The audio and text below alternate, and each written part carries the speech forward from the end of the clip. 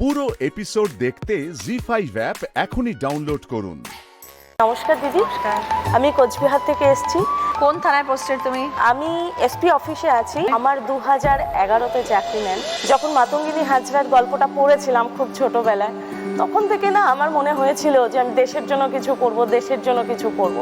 এই মনোভাবটা থেকে আমার বেড়ে উঠতে থাকা। মেইনলি তোমার দায়িত্ব কি থাকে হোমগার্ড ডিপার্টমেন্ট? কোচবিহার জেলায় 290 জনের স্পেশাল হোমগার্ডে চাকরি হয়েছে, রিক্রুটমেন্ট হয়েছে। সেখানে ফুল দায়িত্ব আমার ছিল যে তাদেরকে ট্রেনিং দেওয়ানো, রাইফেল ট্রেনিং করা থেকে শুরু করে সব কিছুই A to Z দেখাশোনার দায়িত্ব আমার ছিল ম্যাম।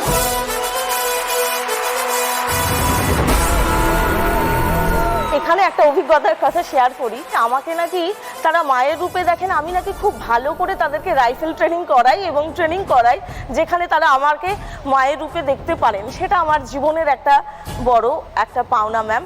আরও একটা কথা বলি, আমি আগে নিউজ চ্যানেলের রিডার ছিলাম, স্ক্রিপ্ট রাইটার ছিলাম। সেই সুবাদে আমাদের ডিপার্টমেন্টে যা যা অনুষ্ঠান হয় সেখানে অ্যাঙ্কারিংয়ের দায়িত্ব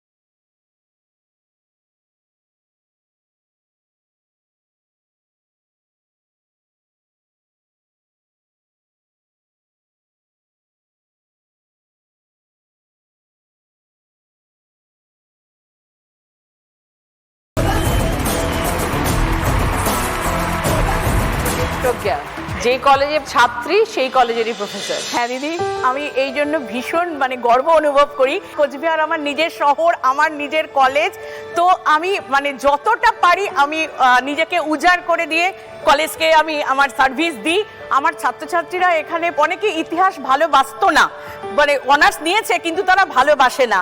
আমি আমার এই 14 বছরের কলেজে পড়ানোতে কতজনকে ইতিহাসে তাদের প্রতি ভালোবাসা জন্মানোর, যেটা টিচারের কাজ, যে সাবজেক্টকে তুমি ভালোবাসতে শেখাও। দিদি, আমি সেটা করে চলেছি। প্রচুর স্টুডেন্ট তারা ইতিহাসে এখন তারা পিএইচডি করতে চাইছে। আর আমি এখানে থেকে পঞ্চনন বর্মা ইউনিভার্সিটির আন্ডারে আমি দুজনকে সুপারভাইজ করে আমার পিএইচডি করানো, একজন করছে আর একজন অলরেডি ডিগ্রি পেয়ে গেছে। কতদিনের পুরনো কলেজ সেটা? 137 বছর দিদি। এবং সেই কলেজ অনবরত কাজ করে চলেছে।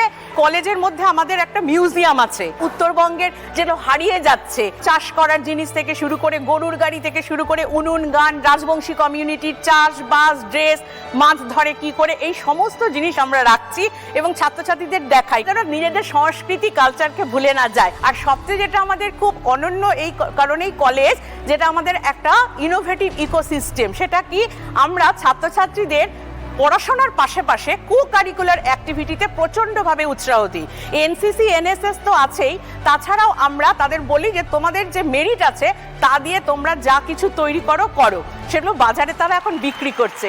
দিদি, অনেকে এইচডি মেকআপ করছে, পার্টির ব্যাগ বুনেছে। দিদি, আমি আমার এক ছাত্রের তৈরি ব্যাগ আপনার জন্য নিয়ে এসেছি। তারপরে হচ্ছে ফুল গাছ লাগানো, ফুলের চাষ, এটা শেখানো হচ্ছে। ড্যান্স শেখানো হচ্ছে। তারপরে পলিটিক্যাল সায়েন্স ডিপার্টমেন্ট থেকে আমাদের মক পার্লামেন্ট সেটাতে আসে, সেটা স্টেট লেভেলেও আমাদের কলেজ পাচ্ছে দিদি। কোচবিহার জেলার একটা ঐতিহ্যপূর্ণ শিল্প হচ্ছে শীতল শীতল। কতদিন হলো এই কাজের সাথে যুক্ত হয়েছো? আমি ছোট থেকে দেখছি আমার দাদু ঠাম্মি বা আমার বাবা মা এরা করছে, দিদি করছে। তো ওই পড়াশোনার পাশাপাশি ওটা দেখে দেখেই শেখা। তাও প্রায় 15-16 বছর হয়ে গেল। ওই জন্য এত সুন্দর এখন হ্যাঁ, করো। কিন্তু দিদি আগে সবাই এটা শুধু ম্যাট হিসাবেই ইউজ করতো, যেমন মেঝেতে পাতা বা বেডে বিছানো। হ্যাঁ। কিন্তু এখন এটার মধ্যে নিত্য নতুন ডিজাইন, অনেক কিছু তৈরি হয়। হ্যাঁ অনেক কিছু তৈরি হয়। তারপর এখানে দেখতেই পাচ্ছেন ব্যাগ, বাস্কেট, পাখা, ল্যাম্পশেড, কুশন কভার, প্রচুর রকম আইটেম ইউজ করা হচ্ছে এখন। এই কাজটা হয় কিভাবে? শীতল পাটির কাজ তৈরি হয় কিভাবে? এই বেডটা চাষ হয় যেমন আখ গাছ, ঠিক সেরকমই একটা গাছ, কিন্তু আখে যেমন গিট থাকে এটার গিট হয় না। তোমরা নিজেরাই চাষ করো? আমরা নিজেরাই চাষ করি, আমাদের বেতের জমি আছে। আচ্ছা। তো আমরা ওইটা ক্ষেতের থেকে কেটে আনি, কেটে আনার পর সেটাকে দা দিয়ে চিরাই করতে হয়। চিরাই করে তারপরে সেটাকে চিকন চিকন বেতি বানানো হয়। তারপরে উপরের পোর্শনটাকে তোলা হয়, যেটা আমাদের ভাষায় বলে ভাঙানো। হাতের মধ্যে কাগজ পেঁচিয়ে ভাঙাতে হয়, নাহলে আঙুল কেটে যাওয়ার ভয় থাকে। তারপরে সেটাকে তুলে ভাতের যে ফ্যান হয় সেটাকে 2-3 দিন রেখে পচিয়ে তার মধ্যে ভিজিয়ে রাখা হয়। তো 24 থেকে প্রায় 2 দিন 48 ঘন্টার মতন সেটা ভিজিয়ে রাখার পর সেটাকে আমরা বয়েল করি। ওই ফ্যানটা শুদ্ধ বয়েল করার পরে সেটা আমরা শুকোতে দিই। শুকোতে দেওয়ার পরে সেটা দুটো কালার নেয়, একটা white colour, natural white colour, কোনো মানে দুধ সাদা নয়। আরেকটা একটু লালচে ধরনের আসে, যেটা একটু পুরো বয়স্ক বেত, সেটা একটু লালচে লালচে হয়। তো সেটাকে আমরা কালার করার জন্য ইউজ করি, যেটা একটু লালচে ধরনের হয়। আর যেটা একটু হোয়াইট কালার হয় সেটা আমরা পুরোটাই সাদাই রেখে দিই, ওটার মধ্যে কোনো কালার ইউজ হবে না। তো তারপর সেগুলো হাতে হাতে বুনে বুনে বুনে বানাতে হয়? একদম। সৈনী বাজিক শিল্পী, আজ তোমার চোখ দিয়ে কোচবিহার জেলা দেখবো।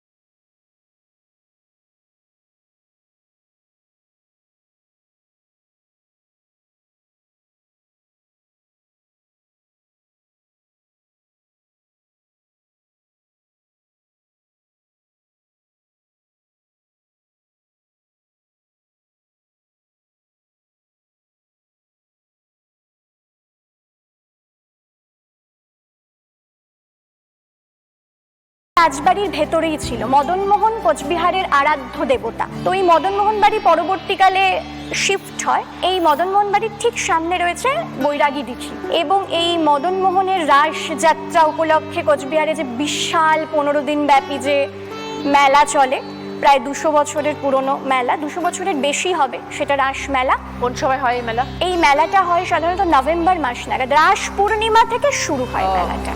এই দিন খুব মজার হয়, আমাদের যিনি জেলাশাসক থাকেন তিনি রাজা হিসেবে এই রাস পূর্ণিমার যজ্ঞে বসেন। জি5 ডাউনলোড করুন আর সব এপিসোড দেখুন একদম ফ্রি।